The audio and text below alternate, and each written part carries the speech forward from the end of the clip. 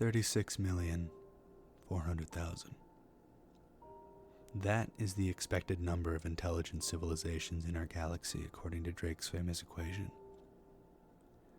For the last 78 years, we had been broadcasting everything about us, our radio, our television, our history, our greatest discoveries to the rest of the galaxy. We had been shouting our existence at the top of our lungs to the rest of the universe, wondering if we were alone. 36 million civilizations, yet in almost a century of listening, we hadn't heard a thing. We were alone. That was until about 5 minutes ago. The transmission came on every transcendental multiple of hydrogen's frequency that we were listening to. Transcendental harmonics, things like hydrogen's frequency times pi, don't appear in nature, so I knew it had to be artificial. The signal pulsed on and off very quickly with incredible uniform amplitudes. My initial reaction was that this was some sort of binary transmission.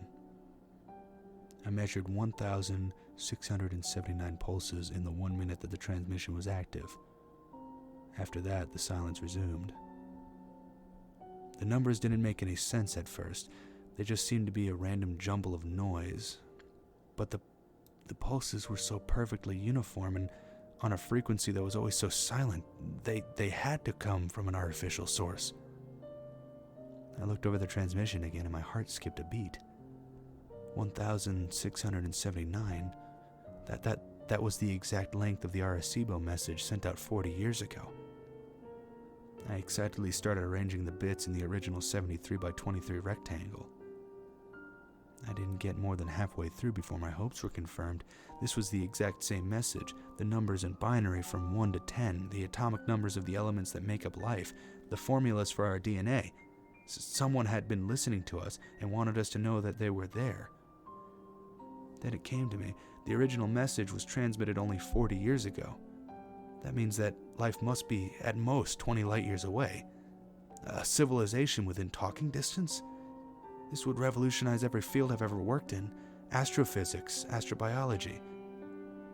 And the signal started beeping again. This time it was slow. Deliberate even.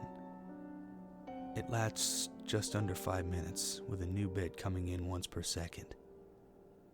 Though the computers are of course recording it, I started writing them down. 0, 1, 0, 1, 0, 1, 0, 0. I knew immediately this wasn't the same message as before. My mind races through the possibilities of what this could be. The transmission ends, having transmitted 248 bits. Surely this is too small for a meaningful message.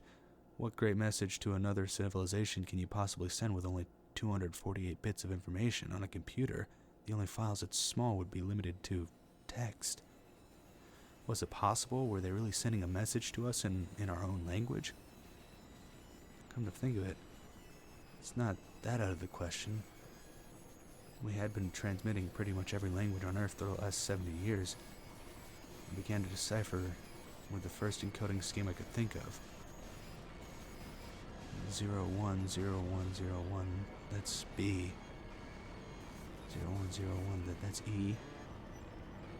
As I finish piecing together the message, my stomach sinks like an anchor. The words before me answer everything. Be quiet, or they will hear you.